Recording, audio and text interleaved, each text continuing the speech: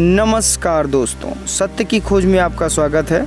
दोस्तों, वीडियो शुरू करने से पहले आपसे कहना चाहूँगा कि अगर अभी तक आप लोगों ने हमारे चैनल को सब्सक्राइब नहीं किया है तो सबसे पहले लाल वाले बटन पर क्लिक करके चैनल को सब्सक्राइब कर लीजिए और बेल आइकन को दबा दीजिए, जिससे हम जो भी वीडियो बनाएंगे सबसे पहले आपको मिल जाएगा। तो आइए शुरू करते हैं।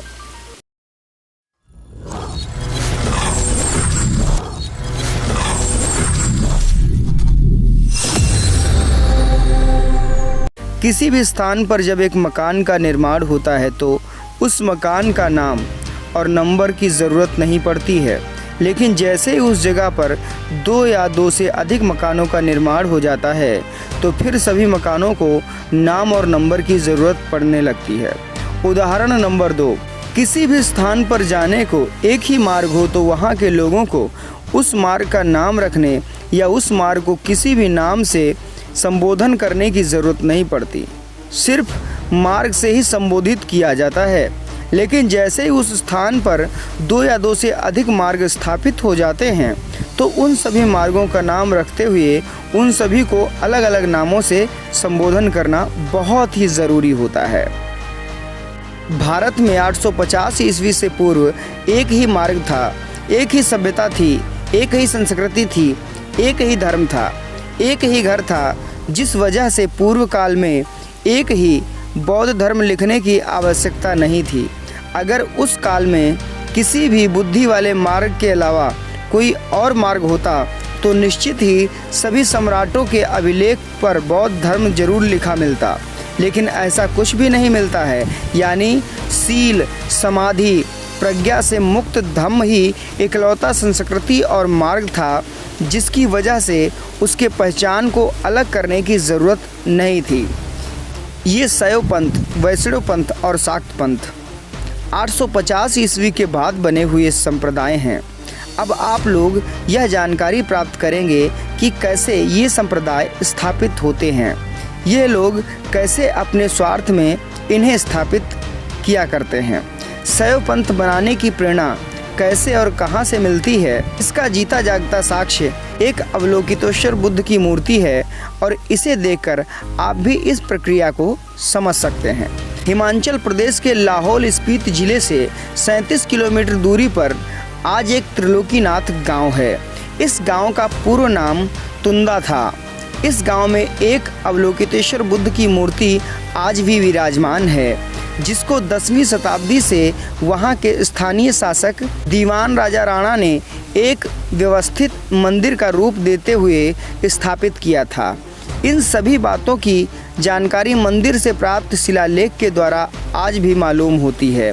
उस त्रिलोकीनाथ गांव में जो अवलोकितेश्वर बुद्ध की मूर्ति है, उस प्रतिमा पर आप इस प्रकार से देख सकते हैं। इस मंदिर में मार्गदाता गौतम बुद्ध की मूर्ति को किस प्रकार से अवलोकितेश्वर बुद्ध की जो मूर्ति है, उस मूर्ति को किस प्रकार से इन लोगों ने काल्पनिक त्रिलोकीनाथ बना दिया है, किस तरीके से यहाँ के मूल निवासियों को ठगने का काम किया जाता है। लेकिन अचंभा वाली बात तो ये है कि यहाँ पर जो भी व्यक्ति दर्शन करने के लिए जाता है उसे सच में सत्य दिखाई ही नहीं पड़ता और वहाँ से सर झुका करके चला आता है। अरे सोचने की बात तो तब हो जाती है जब वहाँ पर लोग चढ़ावा भी चढ़ाने जाते हैं, वहाँ पर लोग दर्शन करने भी जाते हैं, वहाँ पर लोग मन्नतें भी मांगने जाते हैं, लेकिन फिर भी उनको ये अवलोकितेश्वर बुद्ध की मूर्ति दिखाई ही नहीं पड़ती। आप लोग तो इस चित्र को देख चुके होंगे। ऐसे बता दूं, इससे पहले कहीं भी वैदिक संस्कृति की कोई मूर्ति नहीं मिली है। भारत में वज्रयानी परंपरा द्वारा निर्मित यह पहली मूर्ति है जिसमें एक आकृति गौतम बुद्ध के प्रतिरूप में बैठी है और उस आकृति ने स्वयं अपने माथे पर साक्षात गौतम बुद्ध को विराजित किए हुए है। इस मूर्ति की बनावट को देखकर स्पष्ट पता चलता है कि यह वज्रयानी परंपरा के अनुयायी लोग अपनी मानसिकता में गौतम बुद्ध को बैठाते हुए अपने अपने बोधिसत्व की मूर्ति का निर्माण कराने लगे थे। इसी का परिणाम है कि इस काल के बाद से भारत में मार्गदाता गौतम बुद्ध के स्थान पर बुद्ध के विभिन्न अनुयायी अलग अलग अपने अपने नाम से पंथ बनाने लगे थे। सोचने की बात है ना कि किस प्रकार से यहाँ पर जो तथागत गौतम बुद्ध की मूर्ति है उसको किस तरीके से काल्पनिक देवी देवता निर्माण किए जाते हैं और किस तरीके से यहाँ की मूल संस्कृति को चोरी करके समाज में भ्रम फैलाया जाता है। आप लोग आई बटन पर क्लिक करके भी देख सकते हैं किस प्रकार से बिहार के भभुआ जिले में मुंडेश्वरी देवी मंदिर में किस प्रकार से तथागत बुद्ध की मूर्ति को मुंडेश्वरी देवी बनाया गया था।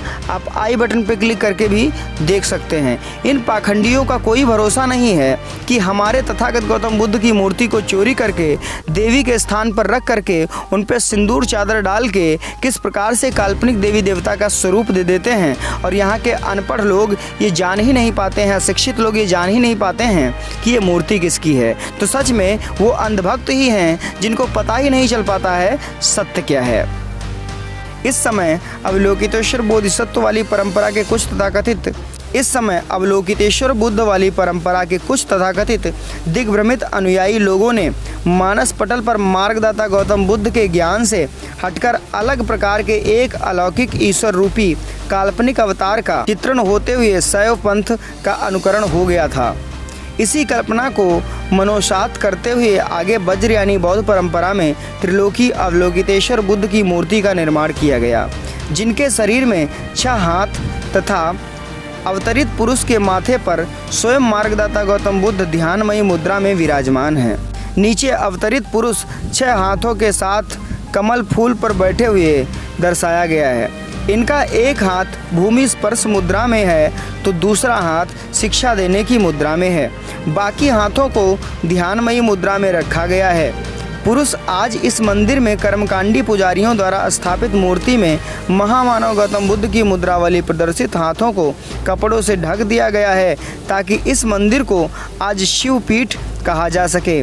आज भी इस मंदिर में बौद्ध व शिव परंपरा वाले दोनों अनुयायी यहाँ आते हैं, लेकिन भारत में अंग्रेजी काल से अनुयायियों द्वारा सही साक्ष्यों को छुपाते हुए गलत साक्ष्यों पर इतिहास लेखन की वजह से आज के लोग इस सच्चाई से अनभिज्ञ हैं, जिसकी वजह से भारत में बहुसंख्यक लोग उसी वैदिक कल्पना के पक्षधर होकर 6 हाथ वाले शिव पर झूम रहे हैं, क्योंकि वैदिक सनातनी मार्ग के संस्थापक लोगों को इसी काल्पनिकता के फैलाव से आज मान सम्मान मिल रहा है।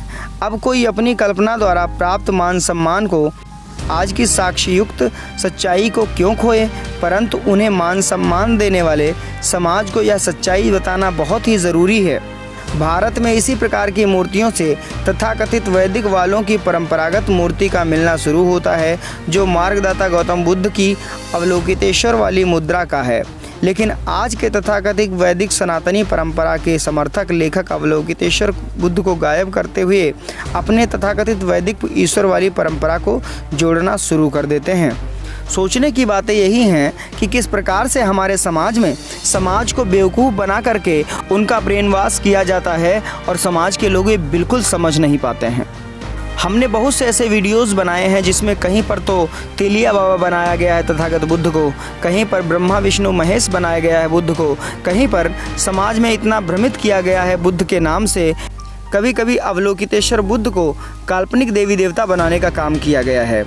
आप लोगों से गुजारिश है इन जानकारी को अन्य लोगों में भी शेयर करिएगा। दोस्तों, वीडियो अच्छा लगा हो तो वीडियो को लाइक कर दीजिएगा, कमेंट करके ज़रूर बताइएगा वीडियो कैसा लगा, ऐसे तो नहीं जाने दूंगा। और हाँ, इसी प्रकार से वीडियो पाने के लिए हमारे चैनल को सब्सक्राइब कर लीजिए।